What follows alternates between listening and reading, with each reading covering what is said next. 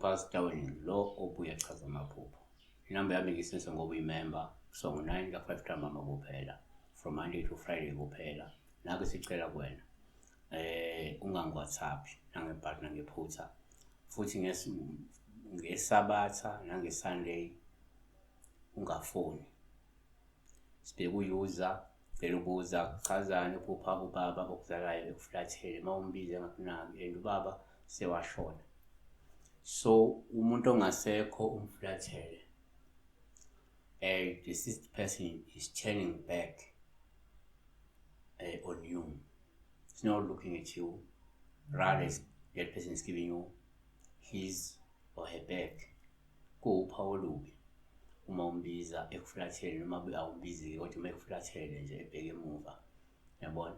So nake singakusho number 1 ngokujwayelekile akumenze uphupha umufi kuwuphawu olubi uma ekuflathele. Lokhu kusho ukuthi ngenzeka lo muntu akeneme ngawe futhi usekudubile wakuflathela ngenxa yokuthi maybe awenzi okufanele nokwamukelekile, ngoba kwesinye isikhathi nje ukuthi ingoba wena indlela ophila ngayo ile ndlela ongamukelekile.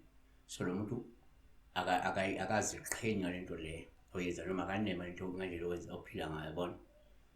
Okwenza ukuthi mhlawumbe noma athi uyamphahla uyambiza lo muntu ngeke asabele vele, yabona. Lokho kusho ukuthi sefuna ushintshe indlela ophila ngayo, ushintshe indlela owenza ngayo izinto, yabona.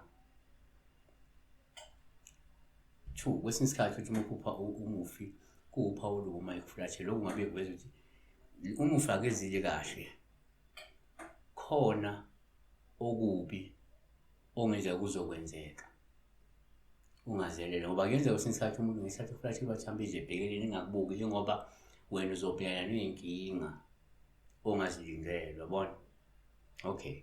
3 kuyenzeka futhi uma uphupha umufi ube uphawu olubi uma ekuflathele ukuthi kungenzeka abathakathi bayamphendula lo muntu noma sebemphendula ukuthi angabi isidalwa esisha kuwe futhi angakubheki.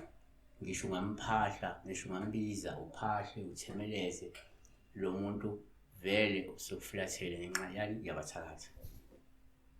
So kodwa-ke awuhlolisise ukuthi akukho yini okungamaphutha okwenzile wena.